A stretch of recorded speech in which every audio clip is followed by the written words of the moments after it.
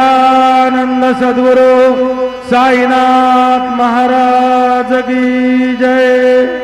हरिः ओम।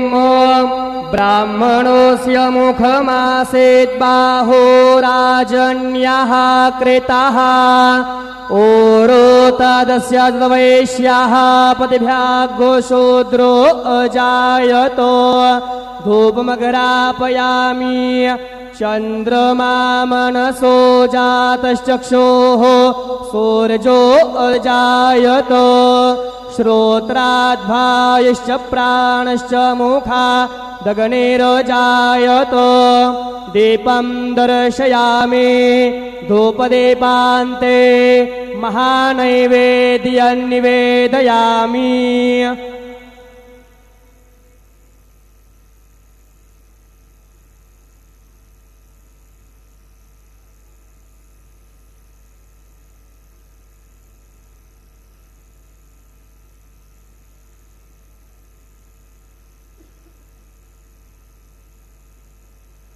अन्नपतेन्नस्य नो देशणमेवस्य शुकमीनः प्रप्रदातारन्तारेख ऊर्जन्नो धेहि दिवे पदे चतुःपदे चतुष्कोणमण्डलं कृत्वा तदुपरि नैवेद्यपात्रं निधाय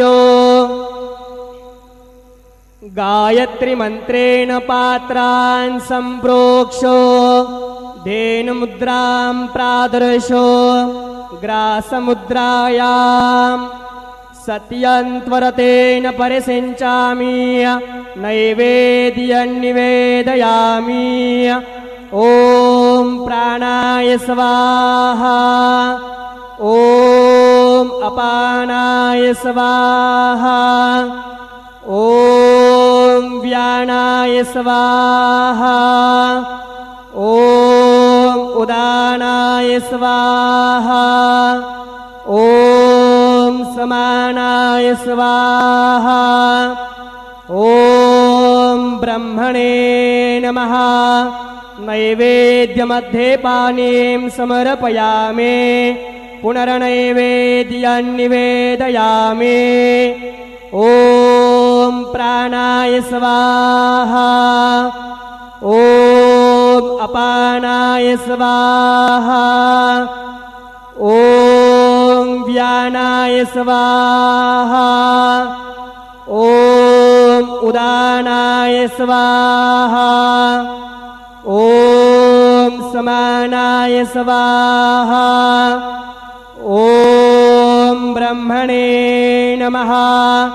नैवेद्यं समर्पयामि हस्तप्रक्षालनं समर्पयामि मुखप्रक्षालनं समर्पयामि शेषोपचारार्थे प्रार्थनापूर्वकं नमस्करोमि तथा च मंगलारार्तिक्यदीपं दर्शयामि।